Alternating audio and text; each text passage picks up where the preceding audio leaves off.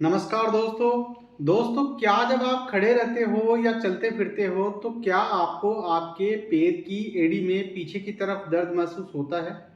हो सकता है आप कोई स्पोर्ट्स पर्सन हो या फिर रनर हो और आपके पैर में चोट लगी हो तो उसकी वजह से आपको ये समस्या हुई हो, या फिर आपके डॉक्टर ने आपको डायग्नोज किया है कि आपको एचिलीज टेंडनाइटिस है और आप चिंतित हैं अपनी समस्या को लेकर। तो आज का वीडियो आपके लिए।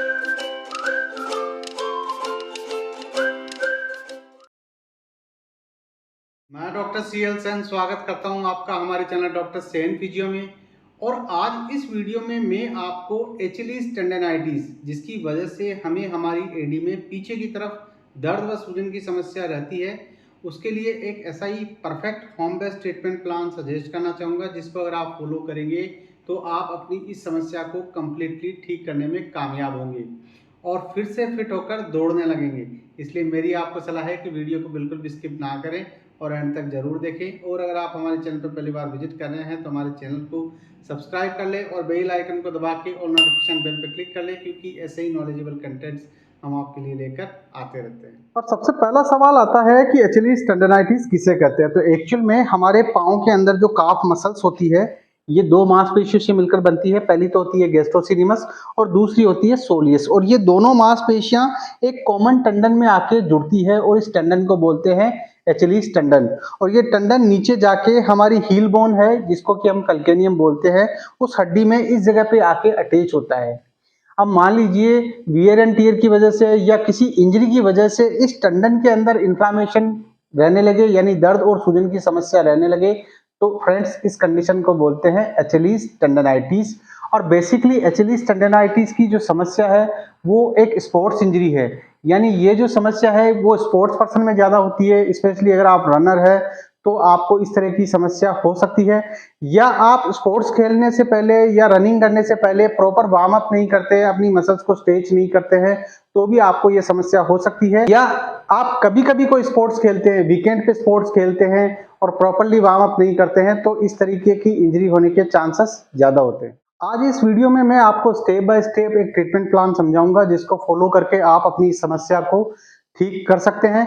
लेकिन ट्रीटमेंट प्लान बताने से पहले मेरी आपको सलाह है कि अगर आपको एडी में पीछे की तरफ दर्द की समस्या है तो अपने फिजियोथेरेपिस्ट या डॉक्टर से अवश्य कंसल्ट करें, जिससे ये समस्या प्रॉपर्ली डायग्नोस हो सके। ये डायग्नोस हो सके कि आपकी समस्या का कारण एचिलीज टेंडनाइटिस है, और अगर आपकी समस्या का कारण एचिलीज टेंडनाइटिस है तो आप ये ट्रीटमेंट प्लान फॉलो कर सकते हैं। और अगर आपको मेरे से कंसल्ट करना है तो आप वीडियो कॉल करके 1 to 1 मेरे से कंसल्ट कर सकते हैं, जिसका नाम मात्र का शुल्क लगता है। अब आपका ज्यादा समय नहीं लेते हुए शुरू करते हैं ट्रीटमेंट प्लान। ट्रीटमेंट प्लान का जो सबसे फर्स्ट पॉइंट है वो है फ्रेंड्स रेस्ट। मान लीजिए अभी अभी आपको इंजरी हुई है और अभी अभी आपको एडी में पीछे की तरफ दर्द की समस्या रहने लगी है, तो मेरी आपको सलाह है कि अगर आपको ऐसा स्पोर्ट्स खेलते हैं, स्पेशली अगर आप रनिंग करते हैं या कोई ऐसा स्पोर्ट्स खेलते हैं जिसकी वजह से आपको ये तकलीफ हुई है, तो थोड़े समय के लिए, जब तक आपकी समस्या ठीक नहीं हो जाती है, आप उस स्पोर्ट्स एक्टिविटी को बंद कर दीजिए। आप दौड़ना थोड़े समय के लिए बंद कर दीजिए, अपने पाँव को थोड़े समय के लिए रेस्ट पे रखिए, ताकि वो आपका जो इंजर्ड जो टंडन है वो हील हो सके और आपकी समस्या रिजोल्व हो सके।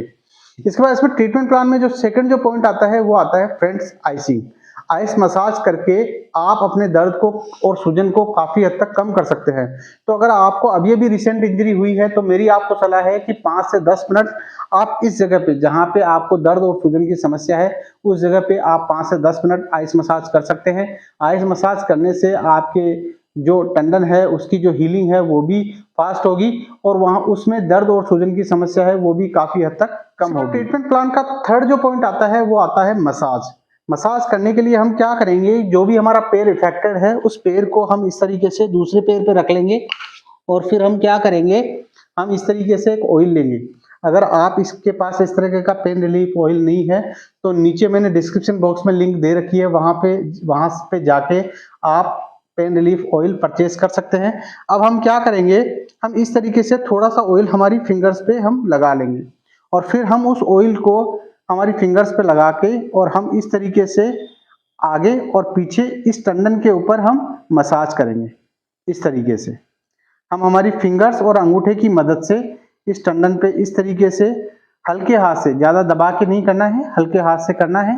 हल्के हाथ से आप 5 से 10 मिनट मसाज कर सकते हैं और मसाज करने से भी आपको काफ़ी अच्छा फ़ायदा इस समस्या में मिलेगा। ट्रीटमेंट प्लान का अगला जो पॉइंट आता है वो आता है एक्सरसाइजेस। एक्सरसाइजेस हम हमारे एड़ी के पीछे की तरफ जो दर्द है उस दर्द की कंडीशन के हिसाब से हम एक्सरसाइजेस करेंगे। मान लीजिए अभी अभी हमें तकलीफ हुई है, यानी हमारी जो तकलीफ है वो अक्यूट कंडीशन में है, यानी हमारी जो तकलीफ है वो 15 से 20 दिन से ज़्यादा पुरानी नहीं है, तो हम इनिशियली फर्स्ट जो एक्सरसाइज करेंगे वो करेंगे एंकल पंप एक्सरसाइज। और इस एक्सरसाइज को करने के लिए हम क्या करेंगे, जो भी हमारा पैर इफेक्टेड है उस पैर को हम इस तरीके से रखेंगे कि हमारी जो एडी है वो बेड की एज से आगे रहे, यानी हमारी जो एडी है वो खुली रहनी चाहिए। और फिर हम क्या करेंगे, हम उस पैर के घुटने को सीधा रखते हुए हम उस पैर के पंजे को आगे और पीछे इस तरीके से चलाएंगे। हमें ध्यान ये रखना है फ्रेंड्स कि हमें उतनी ही रेंज ऑफ मोशन में एक्सरसाइज करनी है जहां तक हमें दर्द नहीं हो, यानी हमें ये एक्सरसाइज पेन फ्री रेंज में करनी है। इस तरीके से हम इस एक्सरसाइज के इनिशियली 10 बढ़ाते हुए 15 और 20 रेपिटेशन तक हम इस एक्सरसाइज के कर सकते हैं। और ये एक्सरसाइज हमें इनिशियली स्टार्ट करनी है, फिर जैसे जैसे हमें इंप्रूवमेंट आए हम एक्सरसाइजेस बढ़ाते जाएंगे। तो इसमें अगली जो एक्सरसाइज है वो हमें तब स्टार्ट करनी है जब हमारा दर्द है वो थोड़ा कम हो जाए। तो एंकल मूवमेंट के बाद में हम जो नेक्स्ट एक्सरसाइज करेंगे उस एक्सरसाइज को करने के लिए हम क्या करेंगे, हम इस तरीके का एक स्टेपर लेंगे। अगर आपके पास इस तरीके का एक स्टेपर नहीं है तो आप चाहें तो इस तरीके का स्टेपर परचेज कर सकते हैं, लिंक मैंने नीचे डिस्क्रिप्शन बॉक्स में दे रखी है। अब हम क्या करेंगे, उस स्टेपर को इस तरीके से दीवार के पास में लगा लेंगे और फिर हम उस स्टेपर पे इस तरीके से खड़े हो जाएंगे। हम ध्यान ये रखेंगे फ्रेंड्स कि हमें दीवार के पास में या किसी सपोर्ट वाली जगह पे ही खड़े होकर इन एक्सरसाइजेस को करनी है। इसमें जो सबसे फर्स्ट एक्सरसाइज करेंगे फ्रेंड्स, उसके लिए हम हमारे दोनों पैर की एड़ियों को इस तरीके से बराबर रखते हुए दोनों पैर की एड़ियों को इस तरीके से ऊपर उठाएंगे, 1 से 2 सेकंड रोकेंगे, देन रिलैक्स। इस तरीके से हम इनिशियली इस एक्सरसाइज के 10 रिपीटेशन करेंगे, फिर बढ़ाते हुए 15 और 20 रिपीटेशन तक हम इस एक्सरसाइज की करेंगे। और इस एक्सरसाइज को करने से हमारी काफ मसल्स है उसको स्ट्रेंथ करने में हमें मदद मिलेगी। इसके बाद जब हमारा दर्द थोड़ा कम हो जाए तो हम सेम एक्सरसाइज को सिंगल लेग से स्टार्ट करेंगे। हम हमारे शरीर का वजन अफेक्टेड पैर पे रखेंगे और दूसरे पैर को हम फ्री रखेंगे और अफेक्टेड पैर से इस एक्सरसाइज को स्टार्ट करेंगे। इस तरीके से हम हमारे अफेक्टेड पैर की एड़ी को ऊपर उठाएंगे, 1 से 2 सेकंड रोकेंगे, देन रिलैक्स। और इस तरीके से हम इस एक्सरसाइज के भी इनिशियली 10 रिपीटेशन करेंगे, फिर बढ़ाते हुए 15 और 20 रिपीटेशन तक हम इस एक्सरसाइज के करेंगे। और ये एक्सरसाइज हमें जब हमारा दर्द थोड़ा कम हो जाए उसके बाद स्टार्ट करनी है।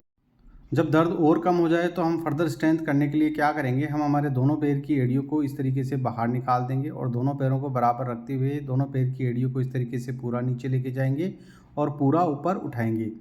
इस तरीके से हम इस एक्सरसाइज को भी इनिशियली दोनों पैरों से स्टार्ट करेंगे और हम इस एक्सरसाइज के भी इनिशियली 10 रिपीटेशन करेंगे, फिर बढ़ाते हुए 15 और 20 रिपीटेशन तक हम इस एक्सरसाइज के भी कर सकते हैं। और ये एक्सरसाइज हमारा दर्द जब थोड़ा कम हो जाए तो उसके बाद हमें स्टार्ट करनी है। और जब हमारा दर्द बिल्कुल कम हो जाए या बिल्कुल ख़त्म हो जाए उसके बाद हम सेम एक्सरसाइज को सिंगल पैर से स्टार्ट करेंगे। हम हमारे सही पैर को इस तरीके से आगे रखेंगे और अफेक्टेड पैर को इस तरीके से पीछे रखेंगे और फिर हम इस एक्सरसाइज को अफेक्टेड पैर से करेंगे और हमारे अफेक्टेड पैर की एड़ी को हम इस तरीके से पूरा नीचे और पूरा ऊपर उठाएंगे। इस तरीके से हम इस एक्सरसाइज के भी इनिशियली 10 रिपीटेशन करेंगे, फिर बढ़ाते हुए 15 और 20 रिपीटेशन तक हम इस एक्सरसाइज की कर सकते हैं। लास्ट में मैं बताने जा रहा हूँ आपको 2 स्ट्रेचिंग एक्सरसाइजेस जिनको करके आप अपनी समस्या को काफ़ी हद तक ठीक कर सकते हैं। तो स्ट्रेचिंग एक्सरसाइज करना बहुत ज़रूरी है क्योंकि हम स्ट्रेचिंग एक्सरसाइज करके हमारी जो मसल्स है उसकी फ्लेक्सिबिलिटी बढ़ा सकते हैं। और स्ट्रेचिंग एक्सरसाइजेस जैसे जैसे हमारा दर्द कम हो हम स्ट्रेचिंग एक्सरसाइजेस स्टार्ट कर सकते हैं। तो इसमें जो सबसे फर्स्ट स्ट्रेचिंग एक्सरसाइज करेंगे वो करेंगे हम हमारी काफ मसल्स की स्ट्रेचिंग, यानी हमारी गैस्ट्रोसिडिमस जो मसल्स है उसकी स्ट्रेचिंग। उसको करने के लिए हम क्या करेंगे, हम इस तरीके से हमारे पाँव को सीधा रखेंगे, फिर हम क्या करेंगे इस तरीके का योगा स्ट्रेप या एक चुन्नी हम इस तरीके से हमारे पाँव पे लगा लेंगे और फिर हम उस स्ट्रेप को दोनों हाथों से पकड़ लेंगे। और हम क्या करेंगे, हम हमारे घुटने को सीधा रखते हुए हम हमारे पंजे को इस तरीके से ऊपर की तरफ खींचेंगे, होल्ड करेंगे, 10 काउंट करेंगे, 1 2 3 4 5 6 7 8 9 10, देन रिलैक्स। इस स्ट्रेचिंग एक्सरसाइज करते समय भी हमें ध्यान ये रखना है फ्रेंड्स कि हमें एक अच्छा खासा स्ट्रेच फील होना चाहिए, हमें दर्द नहीं होना चाहिए। और इस तरीके से हम इस स्ट्रेचिंग एक्सरसाइज के भी 10 रिपीटेशन करेंगे। इसके बाद इसमें सेकंड जो एक्सरसाइज करेंगे वो करेंगे हम हमारी सोलियस मसल्स की स्ट्रेचिंग। उसको करने के लिए हम क्या करेंगे, हम हमारे पाँव को इस तरीके से थोड़ा सा मोड़ लेंगे और फिर हम हमारे पंजे को इसी तरीके से ऊपर की तरफ खींचेंगे। अब जो स्ट्रेच आएगा वो थोड़ा हमारे पाँव में नीचे की तरफ महसूस होगा होल्ड करना है, 10 काउंट करना है, 1 2 3 4 5 6 7 8 9 10, देन रिलैक्स। दोनों हाथों से हम इस स्ट्रेप बेल्ट को खींचेंगे या चुन्नी को खींचेंगे, होल्ड करेंगे, 10 काउंट करेंगे, 1 2 3 4 5 6 7 8 9 10, देन रिलैक्स। और इस तरीके से हम 10 रिपीटेशन इस एक्सरसाइज के भी करेंगे। और इन स्ट्रेचिंग एक्सरसाइज को करते समय ध्यान ये रखना है कि हमें दर्द नहीं होना चाहिए, हमें केवल एक अच्छा खासा स्ट्रेच फील होना चाहिए। आशा करता हूँ मेरे द्वारा दी गई जानकारी और एक्सरसाइजेस आपको समझ में आई होगी। फिर भी अगर आपके मन में कोई सवाल हो तो आप कमेंट बॉक्स में कमेंट करके पूछ सकते हैं। मैं कोशिश करूँगा आपके हर एक सवाल का जवाब देने की। और अगर आपको वीडियो पसंद आया हो तो लाइक एंड शेयर जरूर करें। और अगर आप हमारे चैनल पर पहली बार विजिट कर रहे हैं तो हमारे चैनल को सब्सक्राइब कर लें। मिलते हैं अगले वीडियो में नए टॉपिक के साथ। तब तक के लिए bye bye. Thanks for watching.